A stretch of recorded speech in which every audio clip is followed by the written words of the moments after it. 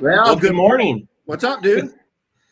Not much, I'm trying to stay cool here in Southern California. We had 90 degrees 2 days ago. Yeah, wow. Well, we were down Sunday. We were down to the beach. It was 90 degrees in Laguna. Nice. So, hey, welcome to Renny Doyle podcast, and I am obviously in Boise, Idaho. I got Levi with me, so we're gonna jump in. And this guy, we have a history going back. It's kind of weird. We're talking about this. It's weird for me to come back. Yeah, because Idaho, back when we had our shop here, we are kind of the first big thing to happen, like in detailing in Idaho. Yes. Like, yeah. you know what I'm saying? I would say yes. Yeah. And we never really figured that there'd be anything like big happening detailing wise. I didn't think it either. And then it kind of went off the rails. Yeah. And say that. Yeah, I went off the rails a little bit, but it's cool to come back to Idaho because we always believed in Idaho, and Idaho's such a car-centric community. Yeah. A lot of people don't realize that there's a lot of car people here and cool things. But so obviously, Chris, I'm back in Idaho, but Laguna Beach, Sunday, 90 degrees. I'm trying to get more cars and car people in Idaho, but it hasn't worked out yet. Yeah, exactly. And so yesterday, 2 hours of sleep. Got up at 2:30 in the morning to get here. Awesome trip. So obviously, I've got Levi Gates with us, or I guess I'm with you. You're with me. I'm with you. You're in my space. Yeah, I am. And we wanted to bring him on. And do you remember where we first ever saw each other? Do you remember glancing in my eyes at Porta Subs? I do. I remember that. So I remember I worked at a shop. I managed a shop just down from your shop. Mm-hmm. And I remember going by and you would drive your Hummer. Yeah. I remember seeing your H1 cruising around. And I remember reading the back of the window and stuff and the side of it. And you had your Detailing Success logos on it. And I was like, I wonder what that's all about. And I did a little web search on you and was like, that's interesting. And then one day, literally walking in, it was you. And you had probably 4 or 5 guys with you, and you were all at Porta Subs over on Overland, and you were eating lunch. And I was like, I saw the truck, and then I saw you, and I had put 2 and 2, and I was like, oh my gosh, there's Renny. And I just said, hey, Renny, because you looked right at me. I looked right at you, and you just said, hey, man, what's up? And then I got my sandwich, and that was it. You got your guys, and you guys. Is that a trip or what? And that was almost 16, 17 years ago. Can you believe that? That was a long time ago. And it just proved that you don't know when your paths are going to cross. No. You really don't.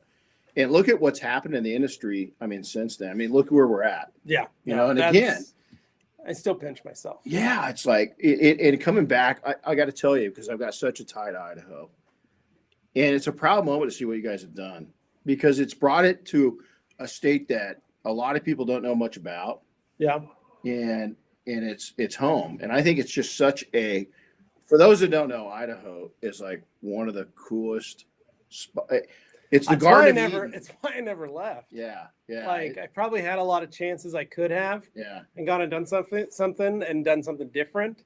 But I jokingly refer to, there's a curse on this place. If you see the river, you can't leave, and if you do leave, you find yourself coming back. Yeah, no, and that's just how it is. Look at I'm back. I'm back, and I told Jeff this a couple years ago. We got Double Black, and we got you guys engaged. Mm-hmm. You got engaged with us. We've been friends. There's a lot of I love what you've done. Thank you. There's a big brand. There's a lot of people that make this move. But the Levi story, I think, where I've got a connection with you is the fact that it's just we both come from, and we're going to get into that. Is we both come from humble beginnings of just being detailers. Yeah. Before detailing was when we're still like janitors. Yeah, exactly. When I used to feel bad because I'd run into friends from high school and they'd be working on their master's degree or they'd be working for this company doing this and they'd be like, what are you doing? I'm like, I'm still detailing cars, cleaning cars, Well, there's going to be a lot of people that criticize. You and I have talked about this, is that people, oh man, I've never been ashamed of that. And I said, you know what? It's because you're standing on shoulders of people that came before you. And we stood on shoulders of people that came before us. Yeah. but to see it propped up like it's been propped up in the last, 10, 15 years, especially in the last 10 years is unreal. Yeah. So let's get in for those that, I'm going to take and introduce this guy. He's my friend. I think the Rag Company is one of the pillars within the detailing industry that has taken, and I think there's companies like Rupes that has gone out and really changed the game. Yeah. And I think because not that you guys are a detailing company, you're actually a marketing company. You've done a great job of putting your guys out there. As much as we didn't plan on that. Right. Right. That wasn't a thing. There are companies that come into a business as a marketing company and then sell a product. Yeah. We came in just trying to sell a product and became a marketing company. 4 or 5 people going, how do we sell this? I don't know. Let's try some things, and not being confined or, kind of confined by the man. We were able to just kind of run with what we brung and try our hardest, and pretty cool. Paid off. Yeah. So when you look at the same thing as, you look at what Rupes has done, and one of the most brilliantly marketed companies in the world, in our industry at least, is that they make you guys awesome towels, awesome supplies, but it's the information that you put out and the way in which you do it. And I just think it's, hats off to you guys. So Levi's a good friend. He's a fellow detailer, and you're actually brand development management for here. Yeah. But and for yourself. Yeah. And for the whole Dane Anthony, all of it. That is my biggest thing is that, and then the detailing education is teaching and training and helping others.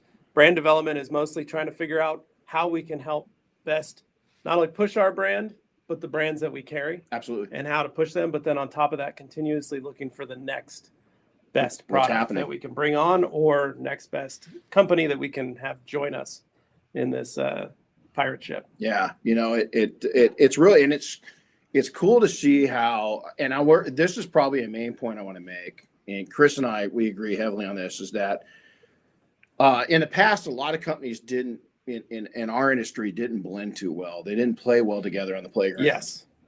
And I think that companies like this, and we definitely, here we've got Double Black, but you come into our training center, and Double Black's only about, what would you say percentage-wise, Chris, of what we use in the training center? 20, 25% maybe?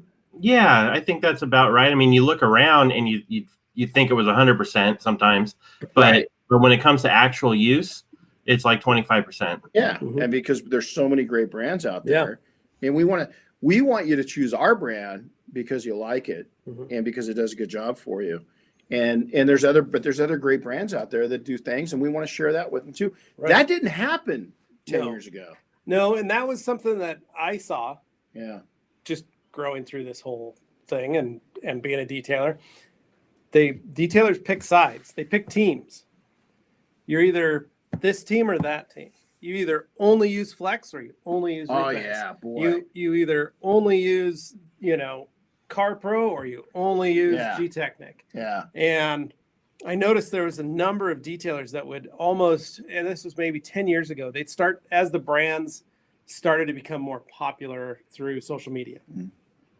More and more companies, detail shops, would brand themselves with that brand. And they would that was their identity. They would lose their detailing, their companies, their brand, their actual business's identity into a major corporation, not a major corporate, but a detailing company's brand. Absolutely. And I remember Kevin Davis used to talk on that all the time. Don't align yourself with that brand. Now, I did that, but mine was the Rag Company. Yeah. Like my shop, I remember I had I redid my shop. I put a big Rag Company sticker on the wall, and I did a big my logo on the wall. Those were the only 2 stickers I had on the wall. But Rag Company was a local hero. I was using their towels, and I was technically part-time working for them in the evenings and weekends.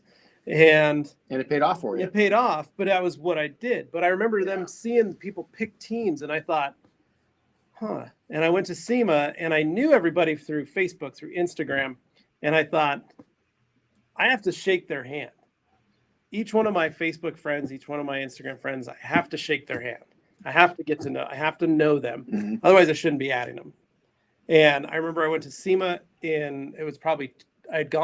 I used to go all the time till about 2005. And then I stopped. Mm-hmm. And then in 2017, 18, I went again. And it was 17. And I took Jeff with me from the rag company. And we did that. And I had a list of names. And I said, we're going to say hi to all these people and introduce ourselves. And Jeff goes, wow, we've only got 3 days to do it. I hope we can get everybody. We had all of it done within the first 2 hours.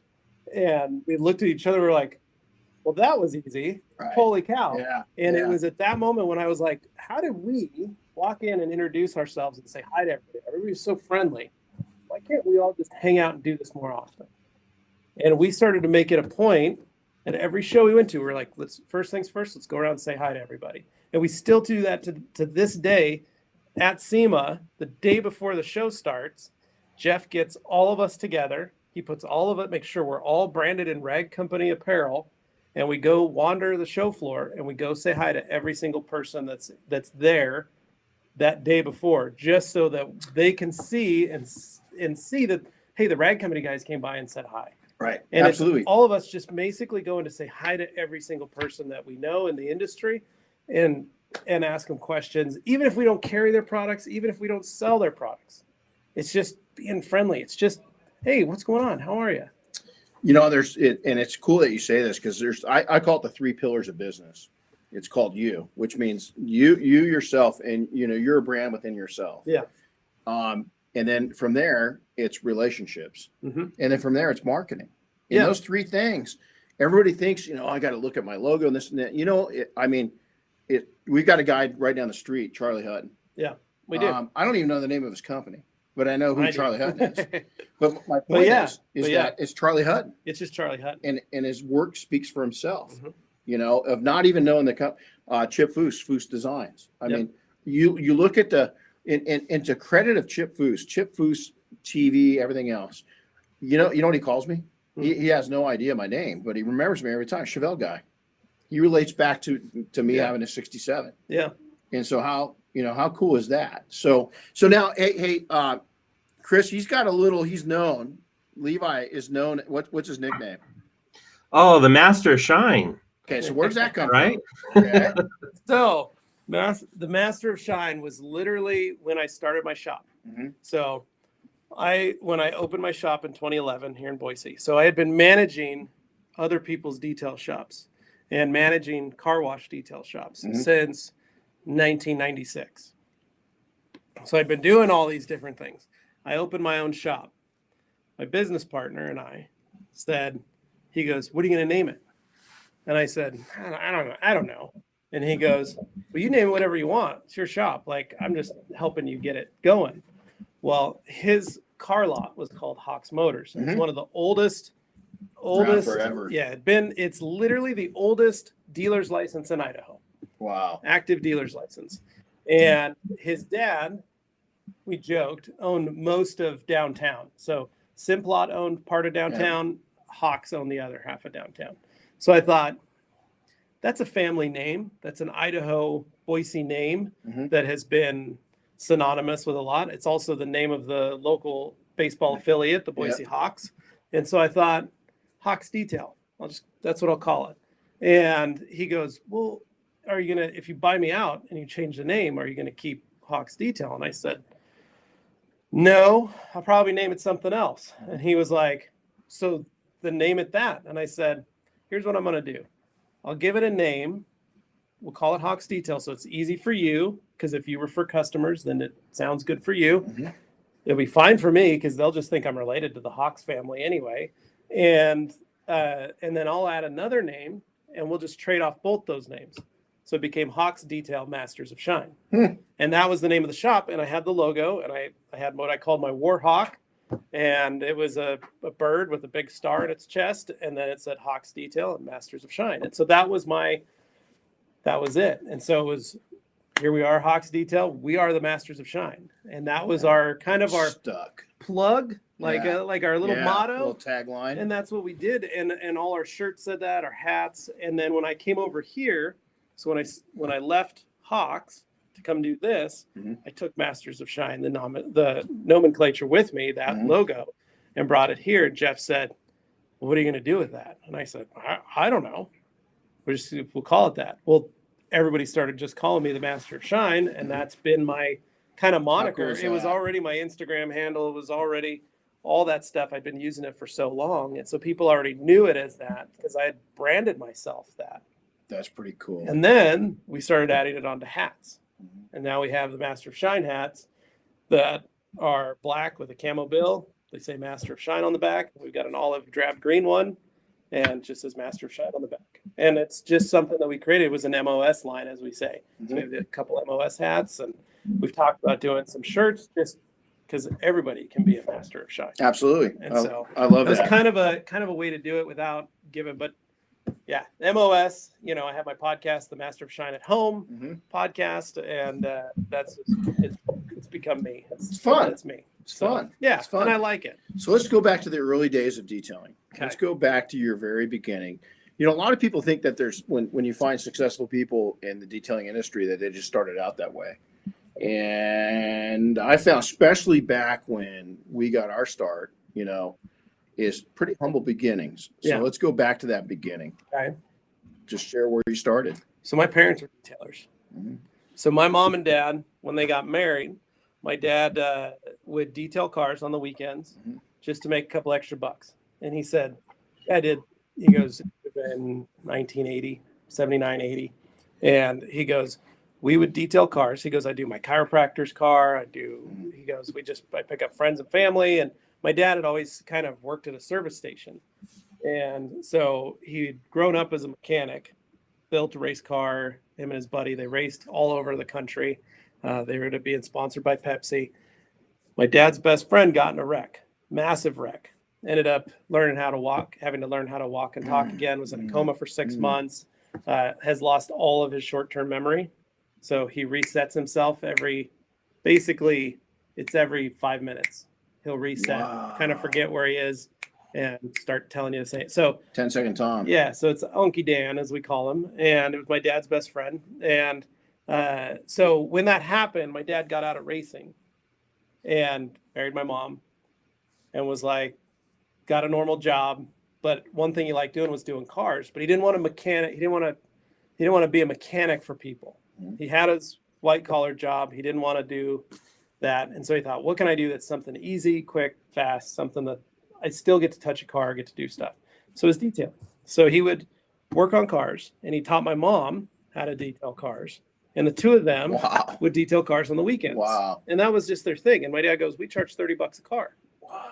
And he goes, and we'd wash and wax and vacuum and clean the carpets up and stuff and do the windows and give it to him.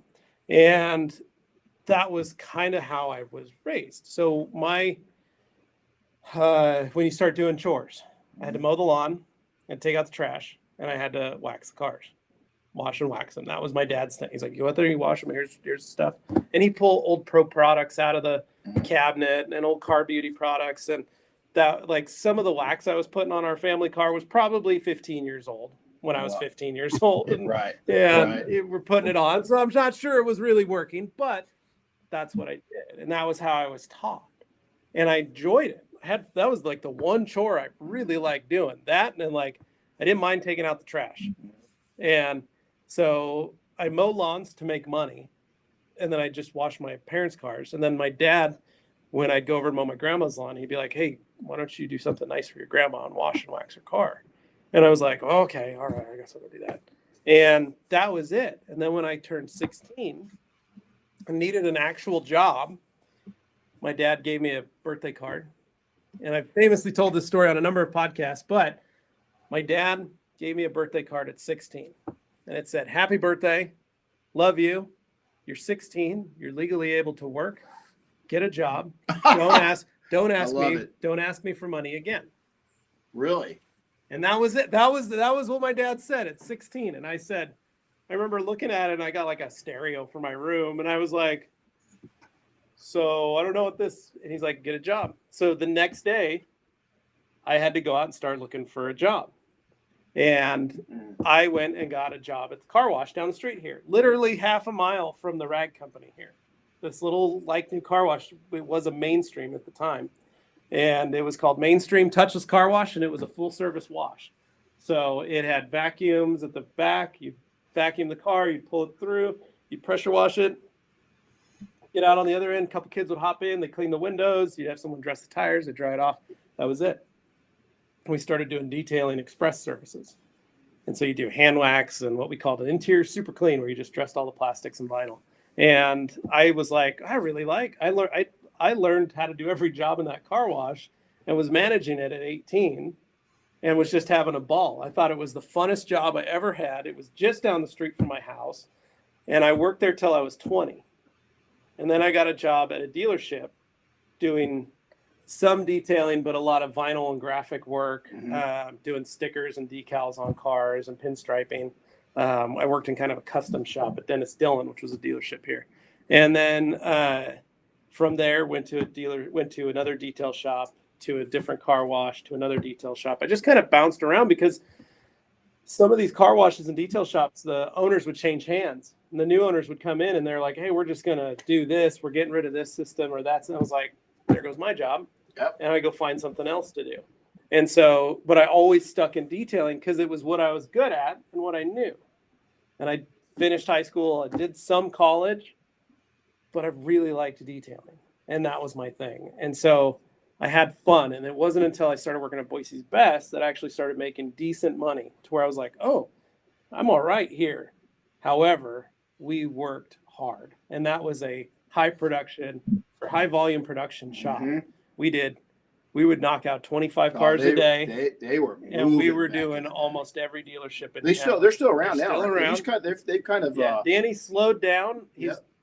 He's shrunk his team down, and he's focused more on what he's good at, higher end and doing higher end work and doing coatings. And he does a ton of boats. And he's doing stuff that he should have been doing 10 years ago, but I'm glad he's doing it now because he's finally gotten into where he's found his sweet spot. He's still like, his dream is to go even smaller, go to a 2-bay shop with him and like one other guy. That's what he wants to do, and just do coatings and corrections and all that. But he taught me speed and efficiency in detailing because we had to knock out cars fast. But I remember we were doing full corrections with rotaries and doing full interior details for $125. Oh yeah, that was imaginable. What year was that in? That would have been. I started working for him in 2003. Wow. And I worked with him until 2000. Well, no, it was almost. Gosh, no, it was 2002, and then I worked with him till 2011. So almost 10 years. So with him 9 years, and ran his shop. I mean, literally, I came to work for him, and within a month, he basically was like, "You're really the smartest guy here, so why don't you run it? You just do this for me."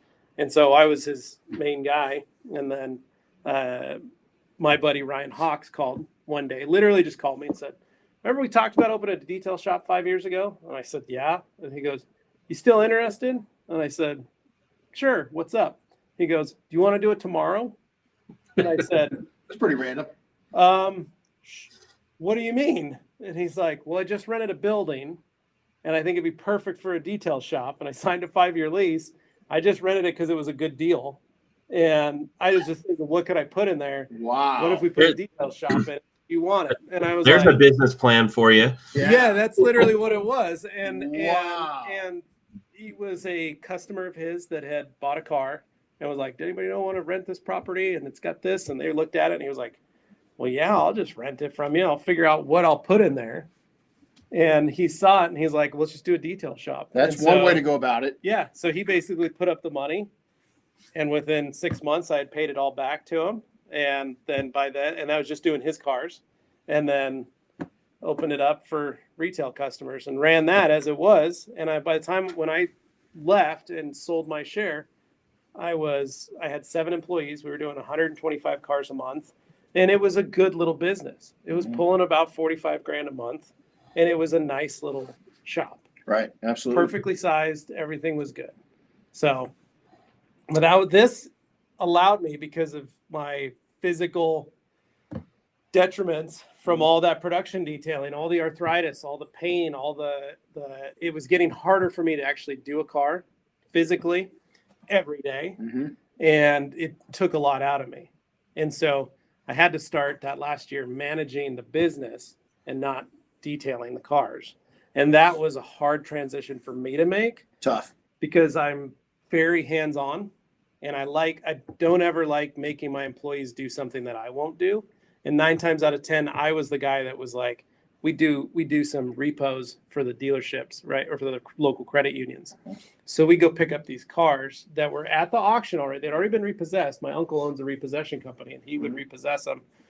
They would be at the auction. My uncle would call me and he'd go, hey, just so you know, there's 3 that are really bad. Just so you know, they're bad. People have been living in them, kind of bad. And we'd pull these cars up. My guys would see them, and they're like, they didn't know where to start. Burn it down. Yeah. I'd be the guy. I'd say, don't worry about it, guys. I'd throw a respirator on. I'd throw gloves on, and I would spend the hour and a half removing garbage from the vehicle before they'd even get into it. Yep. You know, I was like, I'll do that because of that. Or a really poorly, a damaged paint job. And my guys are like, man, I don't want to correct that. I don't want to give me that white Beetle out there. Exactly. I'll do that. And it's like, all right, fine. Do the white Beetle. I try to keep my guys happy, because if they were happy, they worked really well. Absolutely. They never called in sick. But I would try and pull those jobs. I'd go, look, why don't I do this? I'll cut that for you. At least it's cut. You finish it down. And then you finish it down. And they're like, oh, well, I've only got to do 1 step on it. All right, cool. Yeah. And so I would take those and do it. And it got harder and harder. I couldn't do that every day. And that was this coming over to the rag company when Jeff offered me the job was like, I felt like I was a cop on the beat. I was a beat cop on the streets, and I was able to get a desk job. Yeah. It's kind of how I saw it. So take us there. So early days of the rag company. So take us back to where even previous, a lot of people might not know the story on the rag company and how it came into existence. It was a little old lady that owned it. So microfiber made it to the U.S. in towel form, 1994. In 1999, the rag company was established by a little old lady named Beverly. Bev went and found some microfiber towels, and she was at a convention or a cleaning thing or something. She saw them. She thought they were the coolest thing in the world, and she just fell in love with the towel technology itself. So she thought, wow, that'd be a good little business I could run out of my garage. And she basically started ordering towels from a factory in China and a factory in South Korea. And so she would order the towels. She picked different colors. She just loved it. She created the website herself. This is a woman that was in retirement age, built her own website, built her own little business, would deal with the factories overseas and have everything shipped to her house. And she ran it out of her garage. And when she got to a point that it was just her and her husband, and they were doing really well, but they were doing paper invoicing for everything. Wow. So then she got sick. She had to go into hospice. So it was just her husband. The business was big enough, he couldn't keep up with the orders. They toyed with, well, let's call the kids. Let's see if anybody wants to get in on this little business. None of their kids wanted it. None of their grandkids wanted it. So through a friend of a friend, Jeff and Carolyn Hennon found out about it.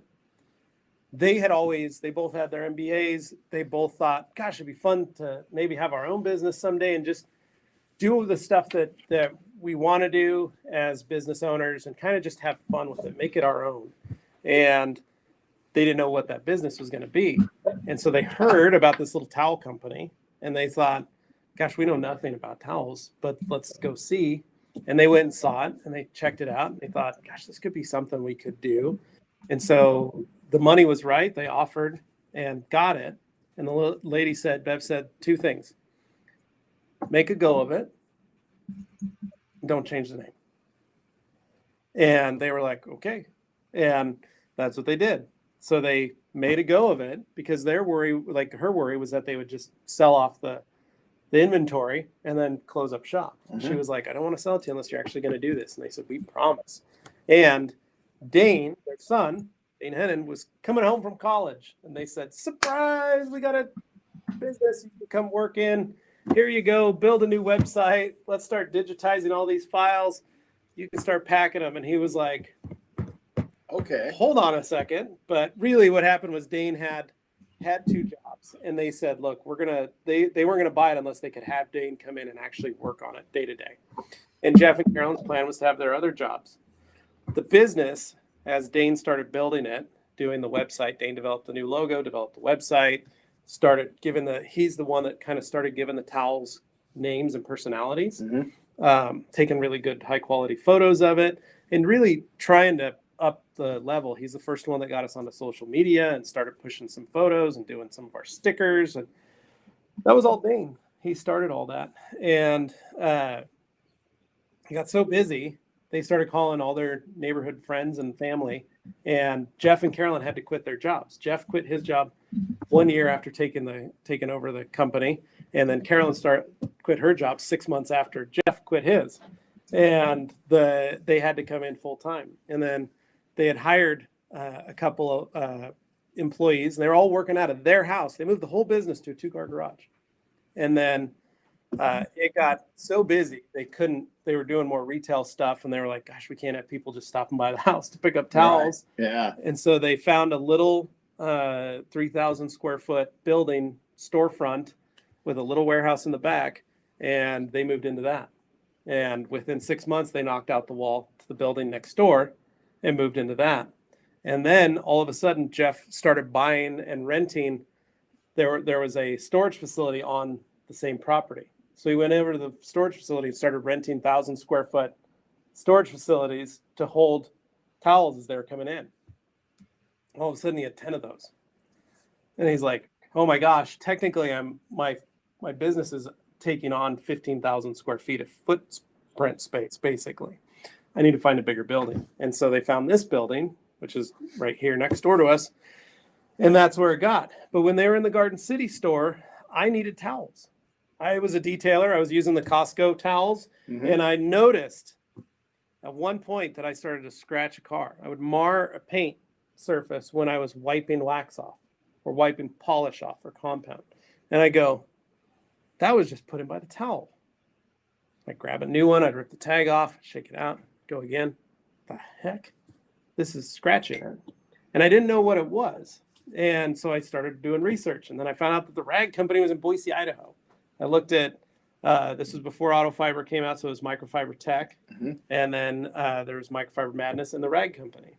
And I looked at all 3 websites, and I thought, gosh, I looked at all the towels. And I Google searched one morning. For some reason, I was like, what was that place called? The rag something or other. I typed it in, and Google brought up, because it was using my local area, it showed the address to the house.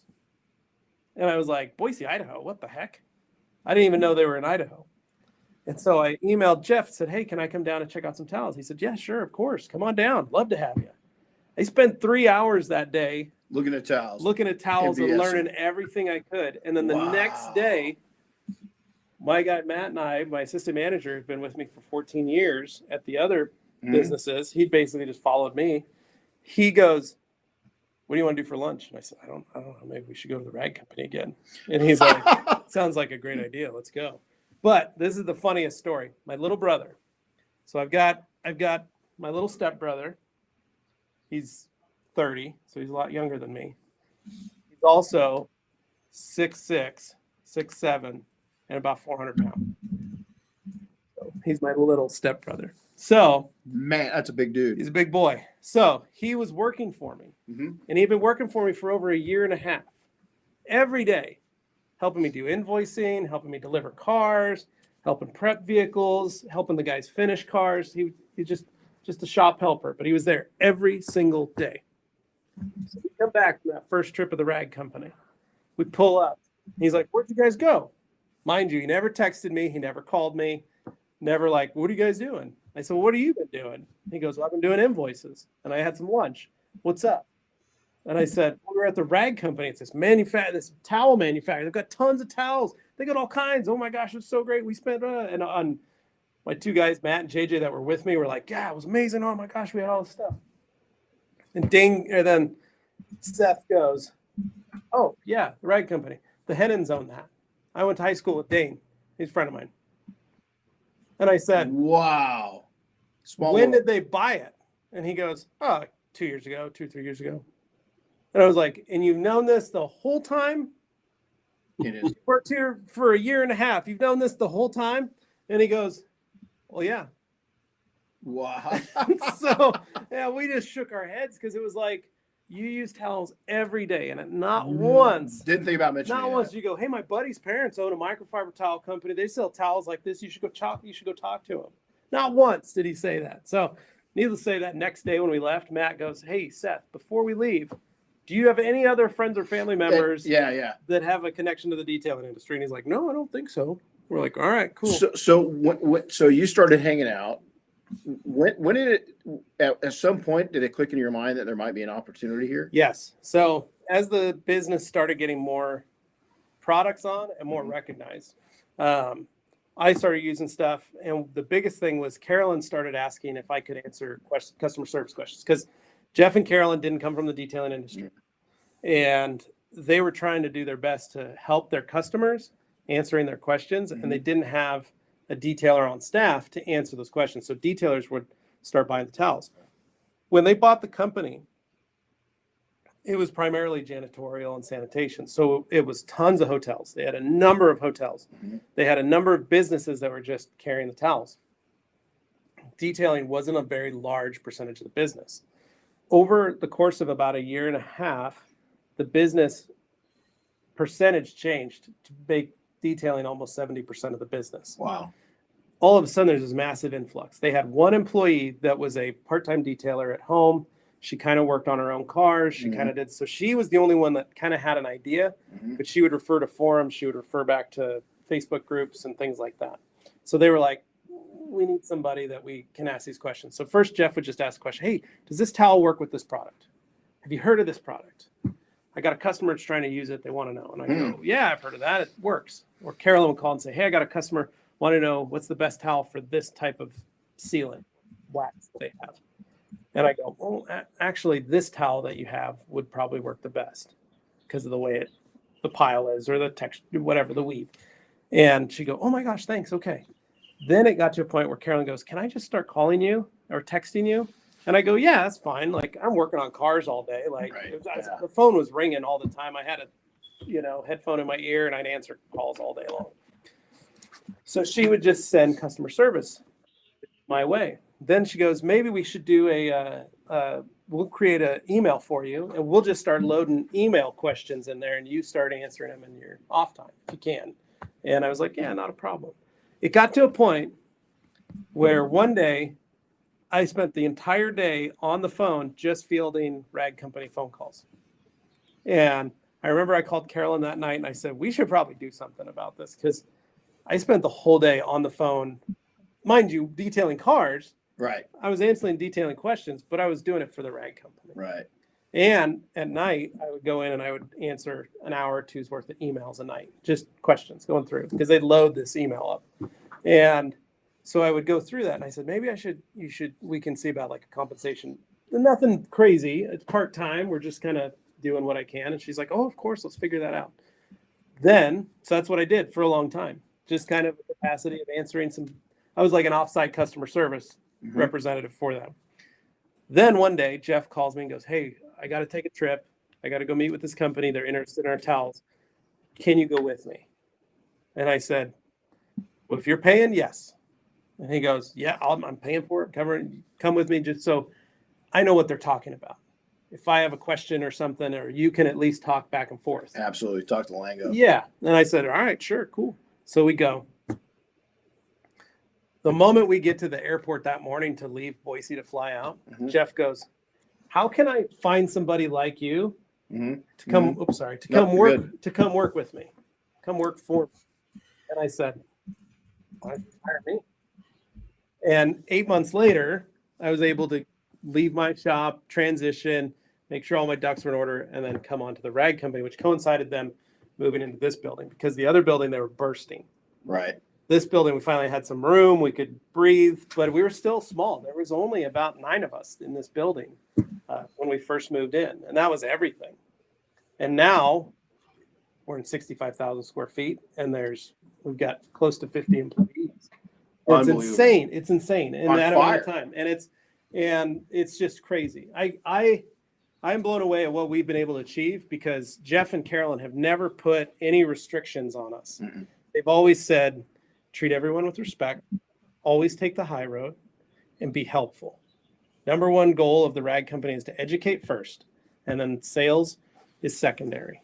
But the number one goal is if a customer leaves here, at least they have the education. That's all that we care about. And those were the tenets that they taught us and said, this is just how we're going to do business. I like it. And that's what we've done. And it's worked. So you've seen this trend. I mean, rag company, I mean, again, it's one of the modern day foundation companies of new companies that have come in and really, you know, Rupass isn't new. P&S isn't new. McGuire, all these different companies are out there, but they're new. But rag company, you know, microfiber towels is the new kid on the block. Yeah. When you look at, you know, longevity of all the long products. So what other things you've witnessed some things. What are some big takeaways that you've seen in the industry, like game changing? So microfiber come in, you know, I watch Clay show up, you know, in the day. So now we've really seen some changes. Yeah. So what do you think, like if you had 2 or 3 big changes that's happened, you know, in the last decade that's really made an impact, not just on the companies, but more so the small mom and pop entrepreneurs that run detailing companies? I think it's the diversity of what you can build out for your business, Mm-hmm. where you can add PPF, you can add vinyl, you can add ceramic coatings, you can add, you know, all these different protection things. You can add window tint. When you and I were doing this in Boise, those were all separate businesses. Oh, yeah. You were just a window tinter, or Clearbra was a whole new thing. Right. And, you know, or a vinyl shop, a sticker shop, or a sign shop. If you were a vinyl shop, you were also a sign shop. Yep. You weren't. No. You got sticker. You put racing stripes on someone's car. That's cool. Oh, and you also made a sign for a local car wash. Absolutely. Like Absolutely. that. It wasn't. You were lucky if you got. You also had to make business cards or something. It wasn't like. It wasn't the fact when I was flourish. And when I was a kid, my dad used to get this magazine. It was like Auto Restyling or Auto Trim News back in the day.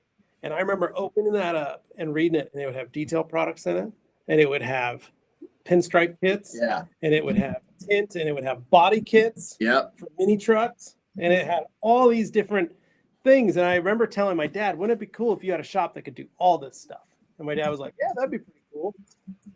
But that was all it ever became. And I was an 8-year-old kid looking at this magazine going like, man, I'd love to. Well, we would think of back then, it was the concept of an auto spa was new. Yeah, totally. You know, and we talked off camera is that could you imagine getting into PPF, you know, 25, 30 years ago? Yeah. I mean, I really kind of poo-pooed it. No, I did too. And that's one of the things that I kick myself. You know, I'm fortunate enough to be really good friends with Justin Pate, who's a Boise guy. Right. Yeah.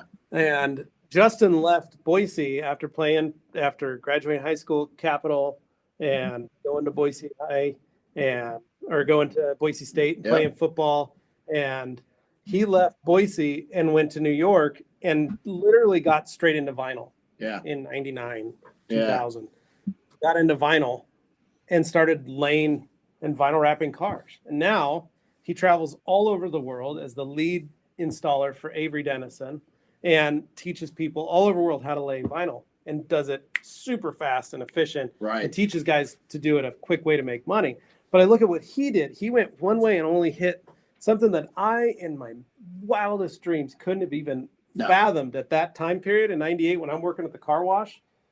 That was going to happen. Doing wax jobs and interior super cleans, as I like to say. No. Yeah. I didn't think like, man, I need to go in and get in vinyl work. And when I did get a job in a vinyl shop, that thought never crossed my mind either. And you know what? It didn't cross theirs either. They were doing something because they liked it and they fell into it a lot of times. Yeah. There's probably foresight, but I don't think anybody had it.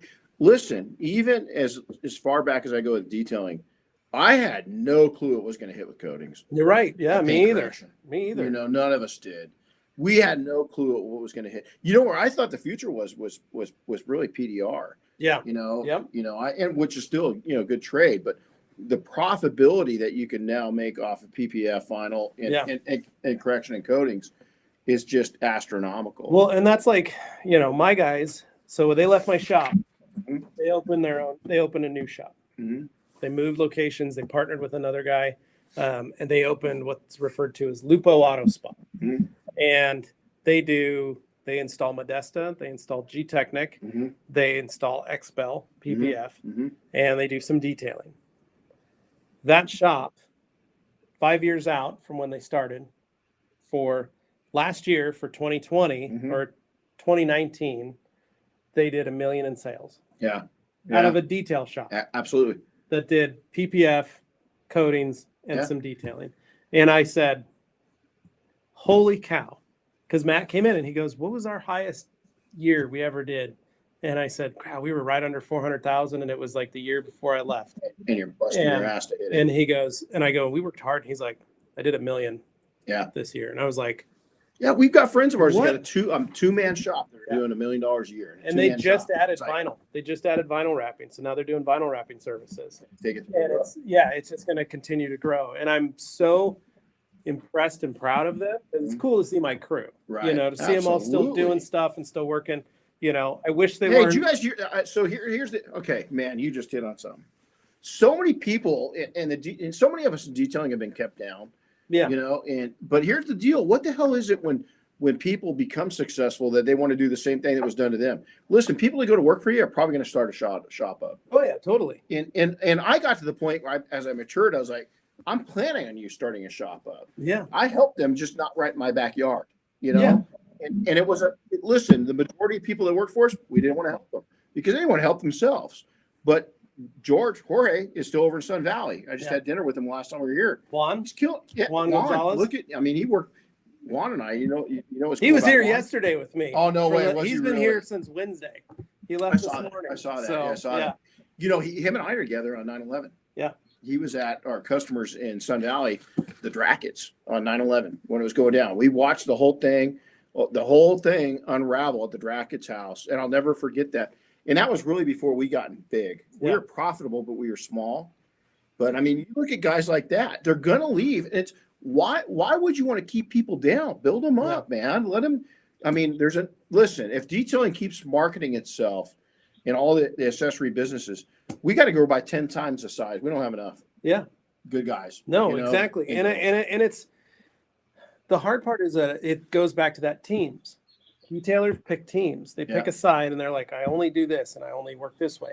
And you go even further back to when we were doing it, and it was, I don't want to help or teach that guy anything because if he learns my skills, that's it. He learns my secret sauce, then everybody's going to have it, and I'm not going to be worth anything anymore. That's exactly it. And I think what surprised me the most was I grew up in that, I learned from my dad, and then I learned from other detailers that I worked with. Absolutely. And I learned from Tom Smith, the owner of Buff Bright, who was the MVP distributor.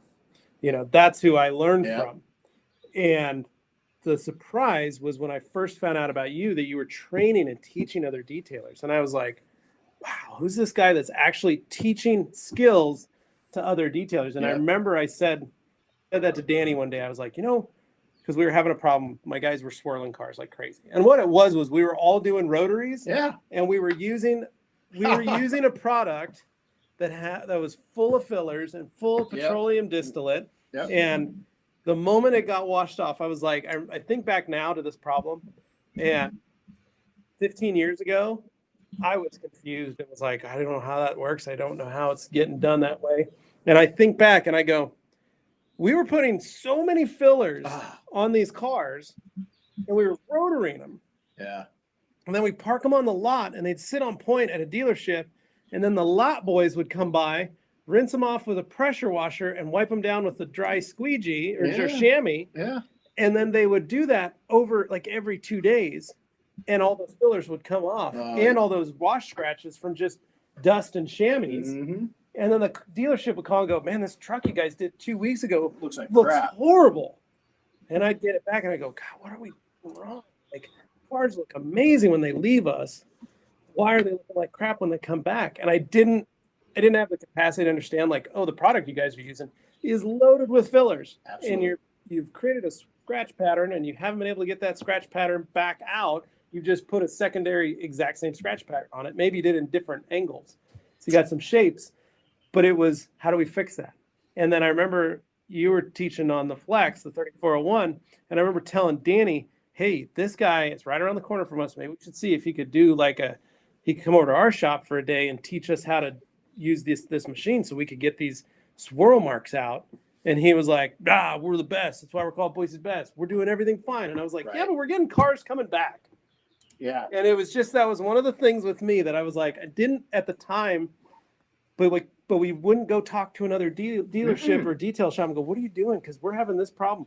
I'm going to tell them what I'm using. Listen, tribal knowledge is huge. It depends. We found out in the mafia, of opening way up with each other it's how big your tribe is.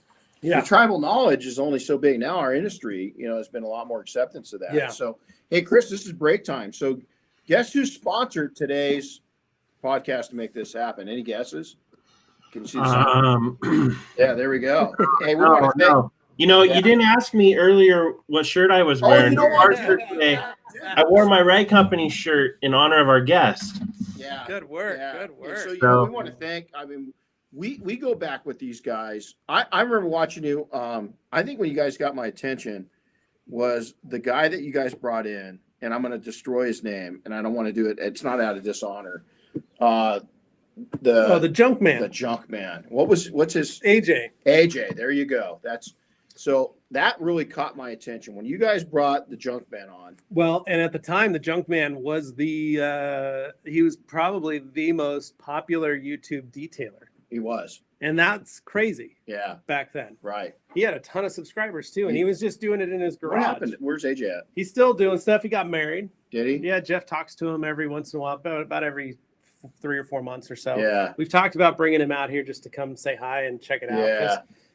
He was the one. He bought the Eagle towels, made a post about him, made a video about him, and that's what really kickstarted all of us into social media and getting us out there.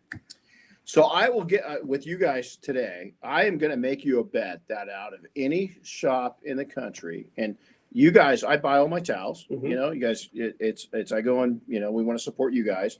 I am guessing outside of this warehouse right behind us, I've got the largest collection of the Rag Company towels in the country. Probably. I bet I do. Yeah. I don't have the latest and greatest always because I buy, we want fresh towels when we train. And they go over great. And we can solve just about any problem, because who would have thought also 10 years ago that microfiber and switching them up is a problem solver? Yes. A lot of people did, and that goes right back to the very first time when I started working and looking at, or first found towels. The reason I found it was because I was using a Kirkland signature towel on soft clear coat. And an 80-20 blend was what that towel was. Absolutely. All-purpose Terry, 320 GSM. That towel would scratch soft clear coat, period. It didn't matter that it was a great towel or that it worked in other uses. Absolutely. On soft clear, it didn't work. And what I had to move towards was a 70-30 blended towel, or a 75 or 75-25. Like I needed to kick up the level of polyamide, and I didn't know that till I came to the Rag Company and learned it from Jeff. And he goes, this one's 70-30. I said, what's the difference? And I said, the Kirkland signatures are 80-20. And he goes, well, 70-30, that increase in polyamide allows the towel to be softer and more absorbent. See, we thought that dead opposite back in the day. And I was like, wait, softer? Right. Than this? And he's like, yeah. He goes, and then you can change your weave. Wow, we're like, and once you change the weave, you can make it even softer. And the biggest thing is the plush, where it's an open. It's basically not a loop anymore. It's all open. It's all open, which is why it doesn't catch on your fingers. I love it. I love it. And it. he goes, try this on your car. And I was like, oh, all right. I took it and found a soft paint car again. And then I was like, whoa, it didn't do it. And I grabbed a Kirkland signature. I was like, oh my gosh, look at the difference. I can see the scratches. I and that was the start of it, where I thought, holy cow, I didn't know that. And then Jeff goes, by the way, I make 150 different types of microfiber towels. And I was like, that was just done. Yeah. I was like, I need like 10. And it took me a year to learn every type of towel that we make, and every type of blend, and every type of weave, and every GSM, and how it all translates. It's really an industry in an industry. And a lot of people don't understand that, is how involved microfiber. And you guys have really, the science behind it is huge. It's like blending products. I mean, it's blending towels. And that's what it is. And what's crazy is there are so many other people within the realm of microfiber Oh yeah. that are doing tons of other stuff. So we haven't even scratched the surface with clothes. Yeah. That Oh, more yeah. and more clothes are microfiber. Absolutely. More and more of them. Absolutely. So, hey, takeaway time. So we're going to leave you guys with 3, and this is probably my most exciting time of a podcast, is because I'm going to ask you 3 questions, and I really want, this is if you're going to make mental or physical notes right now. Also, if it ain't written, it ain't happening. You know who told me that? Who? Warren Buffett. Yeah, that's good. We had another company we owned over in Sun Valley, and I got to interact with him twice. Yeah, I wouldn't know if it was hang out, but I was in his presence. that's good. And That's I all finally right. worked up the nerve to ask him that. And I said, hey, what would you tell, at the time, pretty young? I said, what would you tell a young entrepreneur? He goes, if it's not written, it's not happening. And I preach that all the time. I say it probably 100 times a month. But what does the modern day Levi right now today wish that he could go back and tell the younger Levi a decade ago? 1, take care of your body. Amen. I'm at 41. It's amazing how fast it deteriorated, and I didn't think about it. Mm-hmm. So I probably should have worked out a little more, got a little stronger, watched what I was doing, watched the way I was holding my stuff, be a little more ergonomic, Yeah. and not grind so hard. And second would be to be more open to some of the new stuff as soon as it comes out. Absolutely. So I wish I would have gotten into vinyl a lot more, because I was in it in 2001, 2000. Yeah. I was doing vinyl graphics. I was making stickers and cutting them and putting them on cars. We do graphics packages at the dealership. I was doing, but I didn't learn anything else about it. I was really close to doing, I could have done some more, but I wish I would have done that or taken that and gone, gosh, that plotter's only this much. Me and too. this computer system's only this much. Oh, I should probably invest in some vinyl and learn how to do that, at least on like graphics for cars or something. And then PPF. I think I waited way too long to do PPF. You know, I was in the late 80s and early 90s. I was in the auto tinting industry, and then got into flat glass. And when I sold the company, a good mentor of mine tried to talk me in. He goes, you know, I really think this clear bra, that's what they called it back then, is going to take off. And with your talents on film, why don't you get into that? Nah. Yeah. I was like, oh man, can you imagine that? So next, what's something that you see that stands out that people in the industry need to pay more attention to? Being not so quick to judge others based on their mistakes. You know, I see it a lot. I see a lot of detailers, young detailers, starting out on all the different forums. They have a question that needs asked, and we're getting better at answering that question for that person. But there's too many people that go in, and maybe this is just our society, where they pile on. Yeah. Oh my gosh, I can't believe you did that. You're so dumb. You're so stupid. You shouldn't be doing. What's wrong with you? You know, everybody was new at one time. The person is just asking a question. That's it. And, you know, for instance, there's a number of detailers that I see that use Awesome Cleaner from the dollar store to clean interiors. They don't know enough about that product. They don't know enough about car interiors. They don't know about surfaces. They don't know enough about pH levels. And they're going like, this is the best product I use. Well, you can say that it's the best product you use, but note that if you're not diluting it, if you're not using it in the proper mixtures or using it in the proper way to apply it, you're going to damage an interior. And a lot of it is us wanting to say, hey, don't use that. Like, use it. You could use it, but use it right. Use it right. And if you don't, hey, remember how you were saying all the white letters are wiping off everything? Yeah. There's a reason. What are you diluting that at? Right. You know, it's coming from a different. I think so many of us are quick to go like, oh my gosh, you can call yourself a real detailer if you're using that stuff. Right. It's like, hold up. That's a teaching lesson. At least they're asking the question. Yeah. You know, the other thing I say too is, listen, if you're going and if your products come from a big box store, what makes you special? Everybody wants to make top dollar in the detailing industry, but then they've got something that they go to a big box store. I won't even name the brands and use it.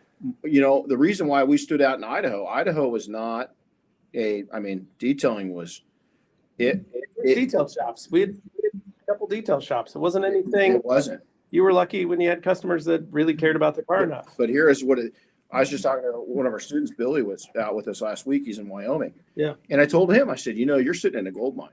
And he goes, what do you mean? I said, that's how Idaho was. Your market was Idaho 25 years ago. And you've got an opportunity to build up a market that knows very little about professional detailing and own it and make it yours. And so, I love that because, new people, at least they're asking the question. But then on the flip side, they owe it to themselves that they're going to start getting paid.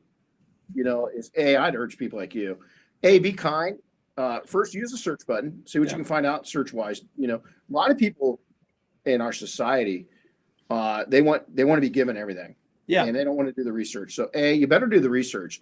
And then B, for those people, everybody who's new, be patient. Everybody who's new. Yeah. And just remember, the more that you can build people up, the more you can charge. Yeah. So I had a detailer that thought clay bars remove swarf. Wow.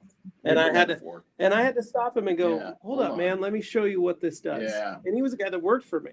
Wow. And I was like, but I had to just, wow. I could have yelled at him because he was working for me. Yeah. And I was like, but I didn't. I go, no, hold on. I don't know where you got that info, but you're wrong. Let me show you why. That's cool. But it's that. I always think back to that.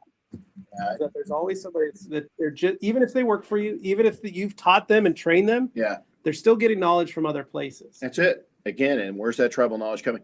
And you got to add to this too, is that, a lot of people that you hang out with is that we have a saying in the mafia is that when people go in and you're a member, you come to a training, you're signed into our group, unless there's no theory in our group. We've pretty much been there, done that, unless it's something new. Like when coatings came into play, we're all learning together. When a new coating, we just had Legend. We're learning the habits of a brand new coating now and what we can do. I mean, we loved your podcast that you put on the other day where you figured out, you broke the code. Well, it's part of the code. It's what you told me and what Sydney told me. Yeah.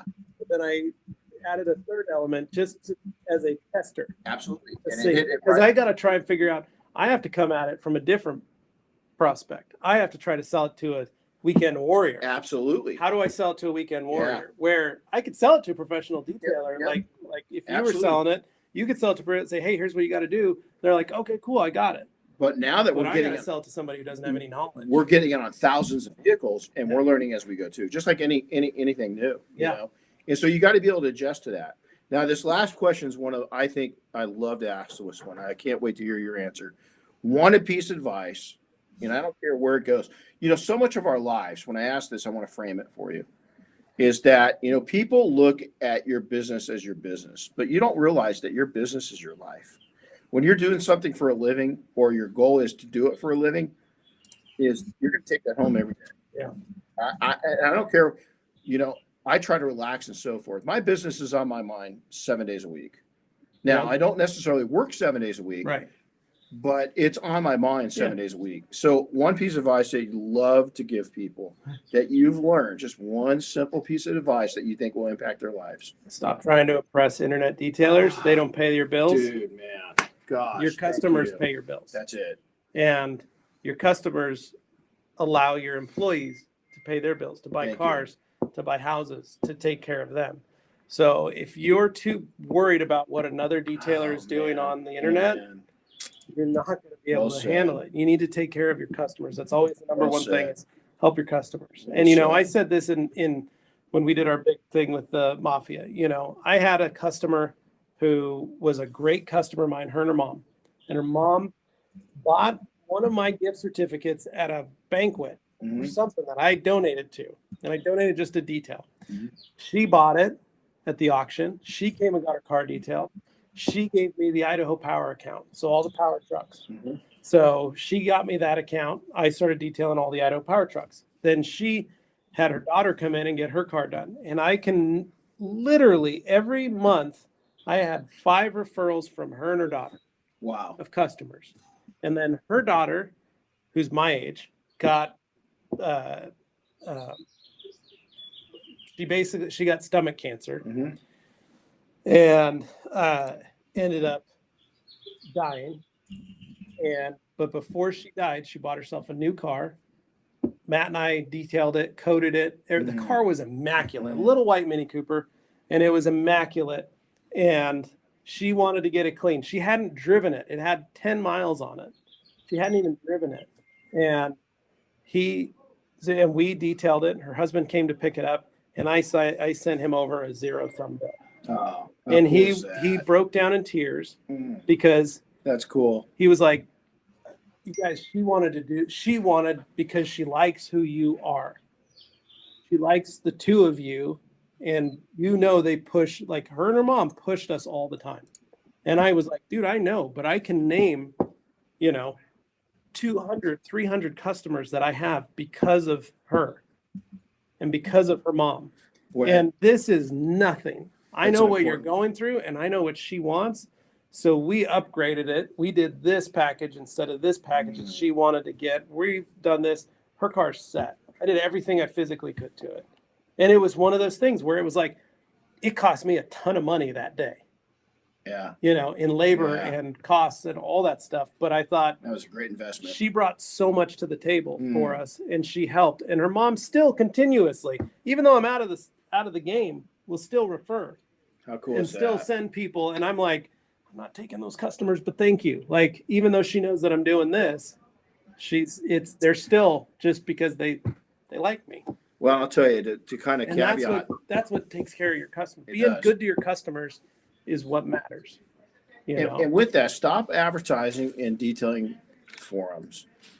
I mean, it's great to brag, but you know what? Go on a social media and educate versus brag. Yeah. And get more customers. Yeah. That's what it comes down to. So hey, Chris, did you see? Sit back so we can see your shirt. So you mentioned Mini Coopers, and his nipples got hard. I know. I saw that. I looked at him when I did that. Yeah. I mean, it just bam, that instant. So I got Uni's on listening with us today, and she's already hit me up for my Mini Cooper. She wants it real bad. Oh yeah. Do you tell her she can't have it? No. Yeah. Well, hey, Levi. Now, if you live under a rock, how do people follow you? So I'm on Facebook. There's my public profile page, Levi Gates. And then Instagram's the Rag Company Levi, although I've taken a break from Instagram, but you can follow me there. And then, of course, the Rag Company podcast. You can download, listen to us every week, wherever podcasts are available. And you can even listen to my podcast, The Master of Shine at Home. If you want to learn more about me, it's mostly that podcast is just me. That's cool. It's just me talking about life. And there's about 6 episodes out there, and it's just me. I talk in my garage to myself. It's cool. So I love it. But that's another way you can find that anywhere podcasts are available. It's usually when I'm in my garage. Right on. Usually when I'm in my garage talking to myself, it involves a lot of swearing and yelling. Yeah. You know what his swearing is? Oh darn. Yeah. Or he goes, oh boy. You know what I do is when I call him and you hear him, he'll pick up. So Chris will pick up the phone, and there's every day Chris. Yeah. And it's, hey, what's going on? And then there's aggravated Chris. Hello. And so now when he goes hello, I ask Christopher, what's going on? Are you okay? Yeah. What's happening?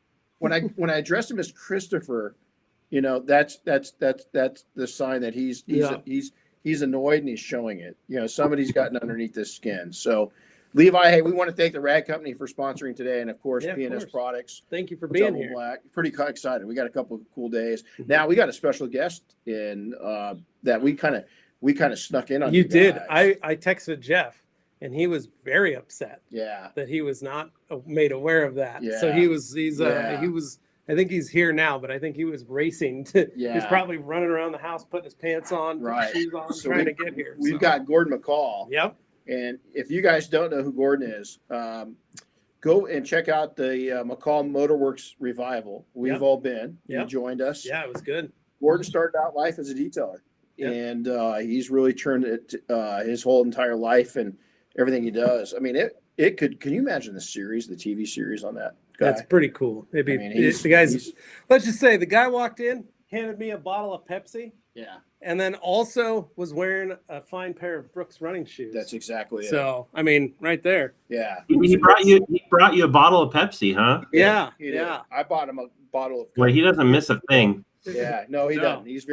He does his research. He's a smart guy. So Levi, thanks, buddy. Thank you, man. Appreciate it. Who would ever thought back to that Porta Subs day? I know, right? Is that cool or what? Here we are. Maybe we should go to Porter Subs for lunch today. God, that sounds great. I love that place.